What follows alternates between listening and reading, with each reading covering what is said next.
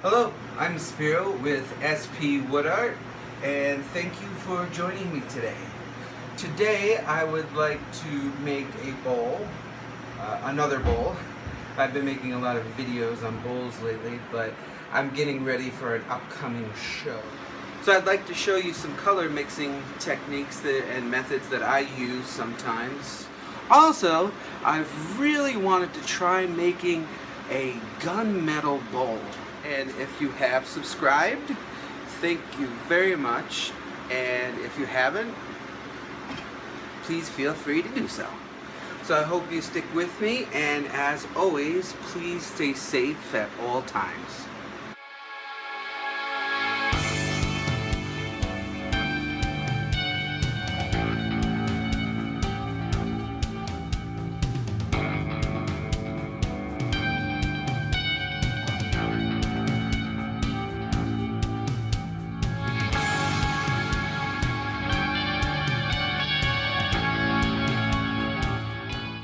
I'm going to start this project out with a piece of poplar wood, and it's probably about 7 inches in diameter and about 3 inches thick.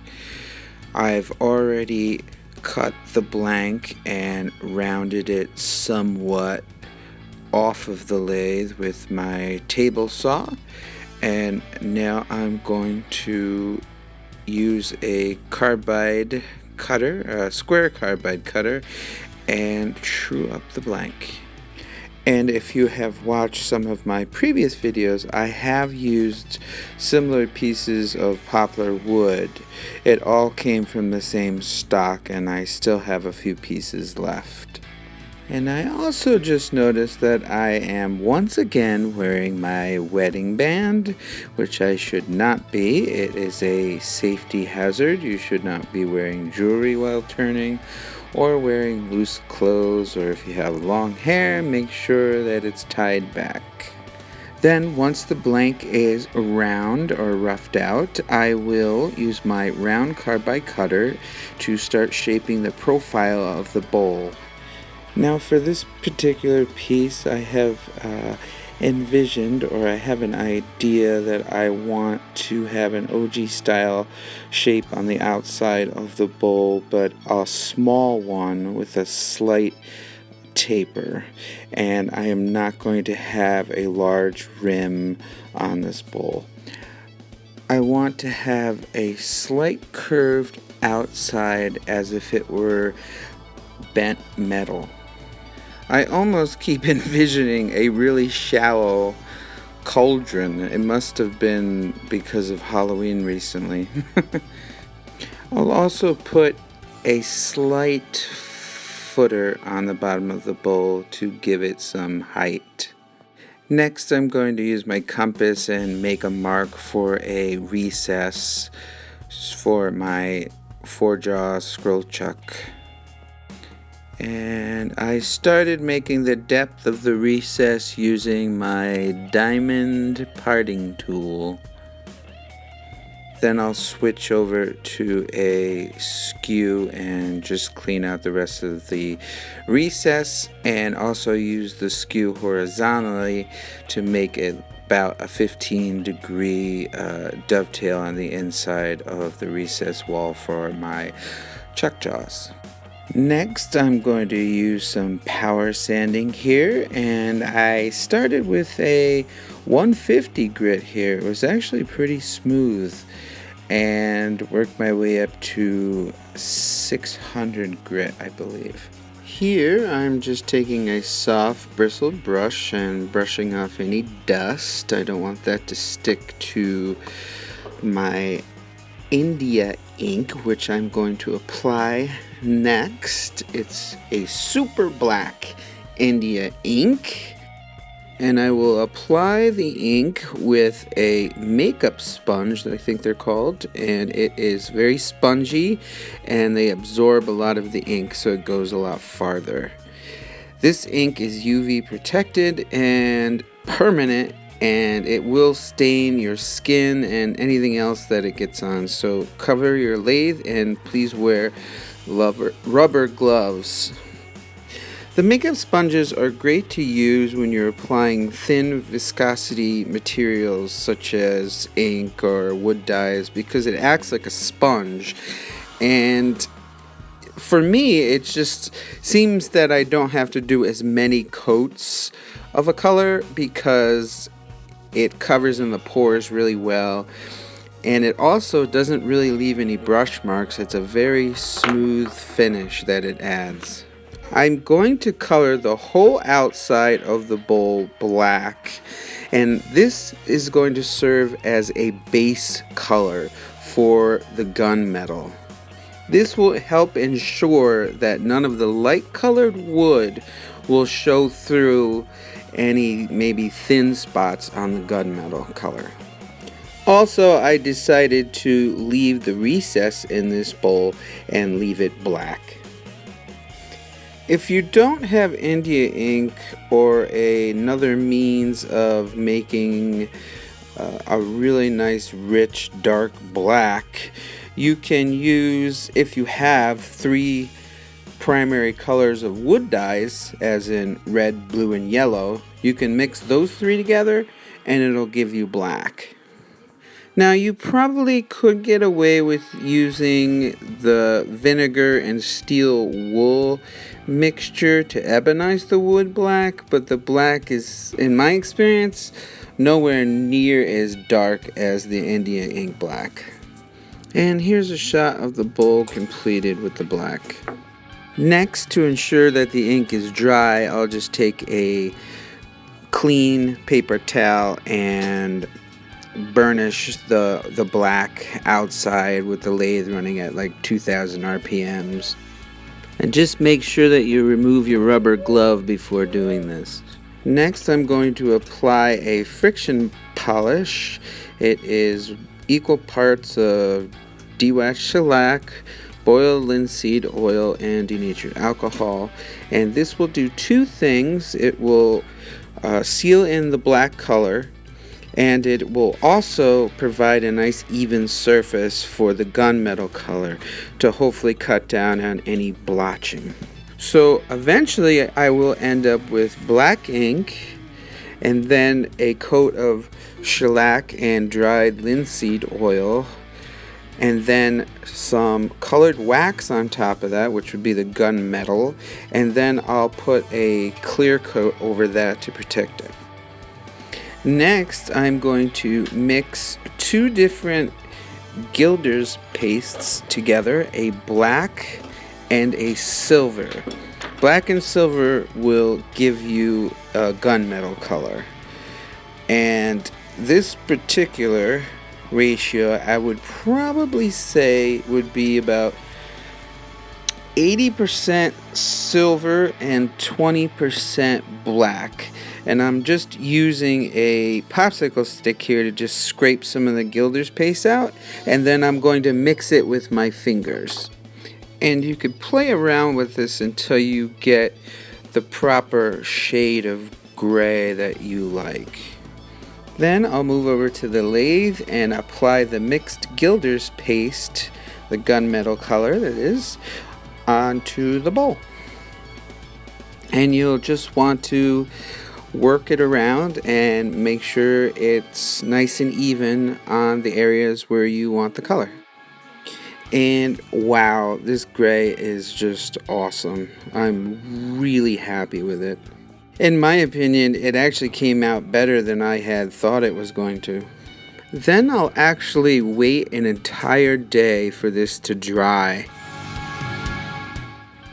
Now that a day has passed, I will take a cloth, dry paper towel, and buff out the colored wax to even it out and give it a shine.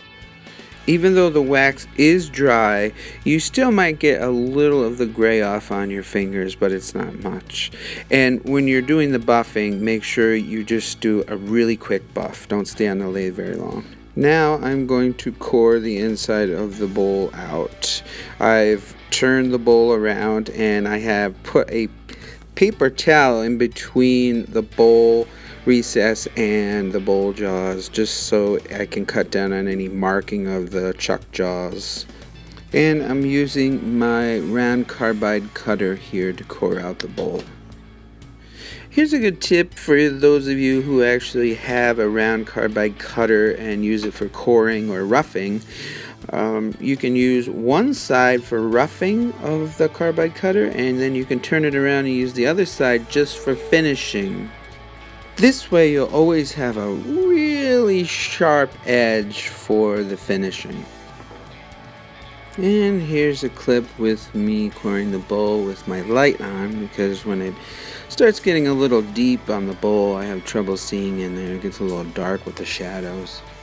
Then to flatten the bowl, to make sure it's really flat on the bottom of the bowl, I'm going to use a round edge square carbide cutter.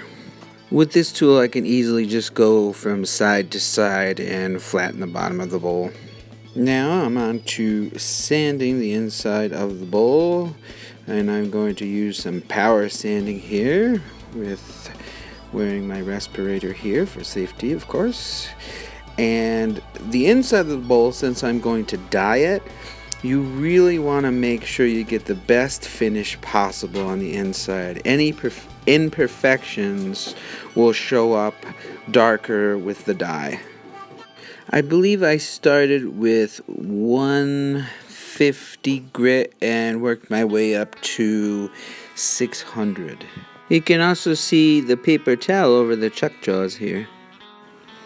Then after the sanding, I'm just going to clean up the inside of the bowl to make sure any of the grit and resin from the sandpaper and dust is gone. And I'll just use a paper towel with some 91% rubbing alcohol. And here's a tip: if you are going to do this, make sure you wipe from the inside of the bowl out over the rim.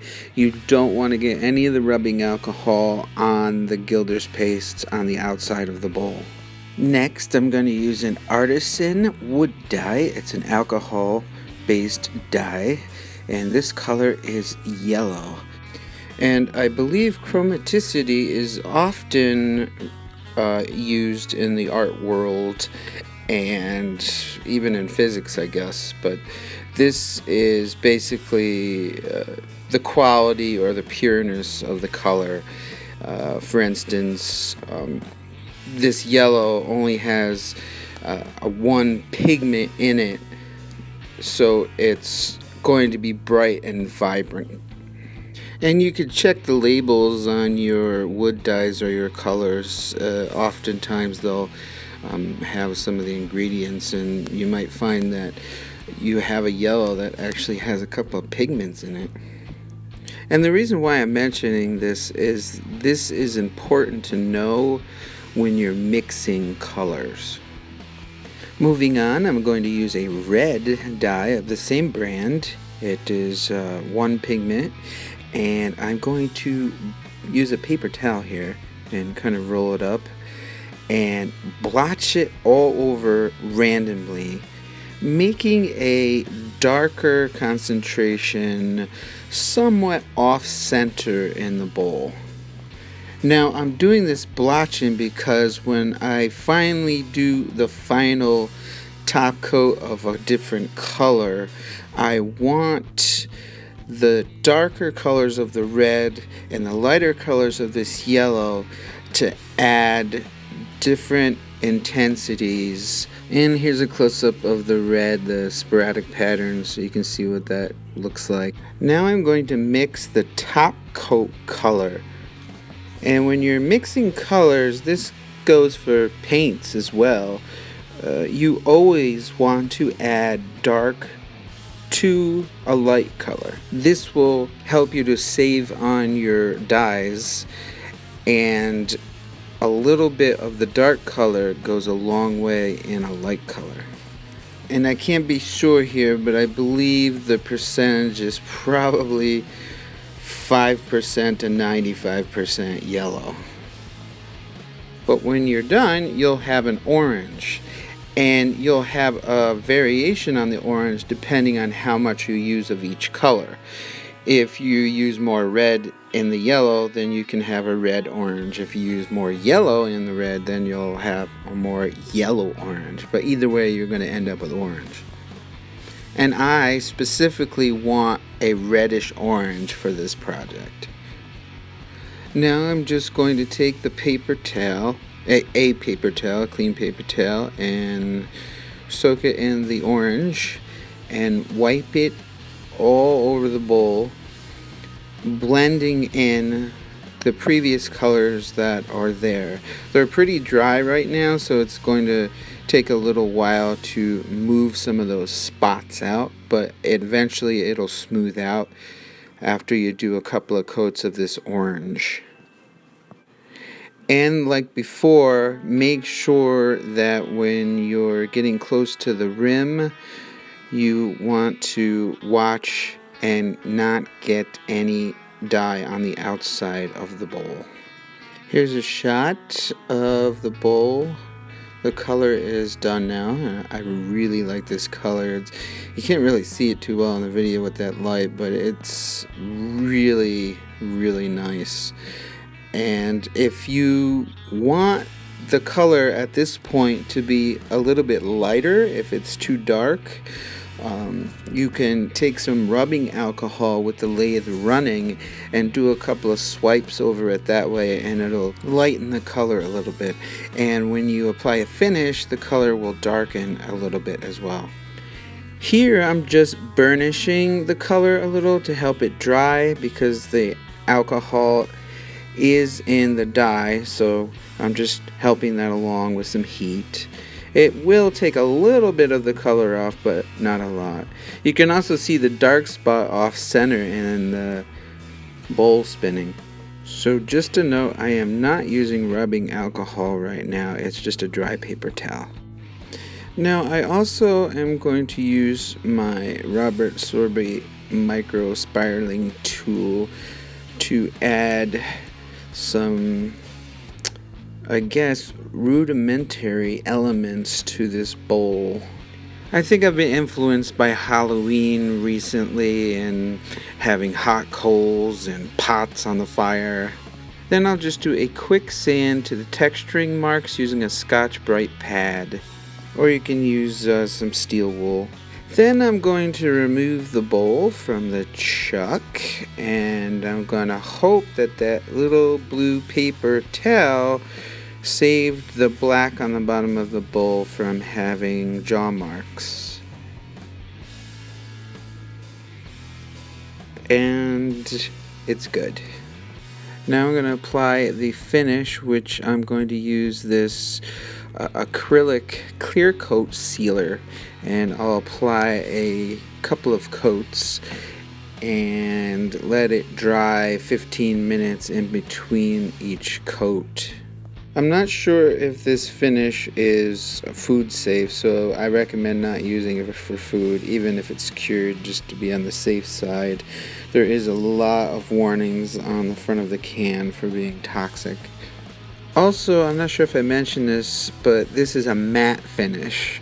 I'm looking for kind of a dull look. I don't want it too shiny or glossy or plastic looking. Now, according to the can, this should dry to the touch in about an hour, so it dries fairly quickly. Now I'm back for another coat, and then I'll let that dry, and then I'll flip the bowl over and do a few coats on the bottom of the bowl. Someday I want to make a spraying station in my shop where it's really well ventilated and right next to a window, and where I don't have to, basically get on the floor to spray. Well, I hope you're still with me and that you enjoyed the show. I certainly had fun making this project. I'm really happy with the way this bowl came out. It's hard to see on the video, but the colors are amazing. I would like to mention that acrylic clear coat finish really stinks. If you're going to use that, make sure you're in a well ventilated area. When I sprayed that, I was over near one of the open windows in my shop.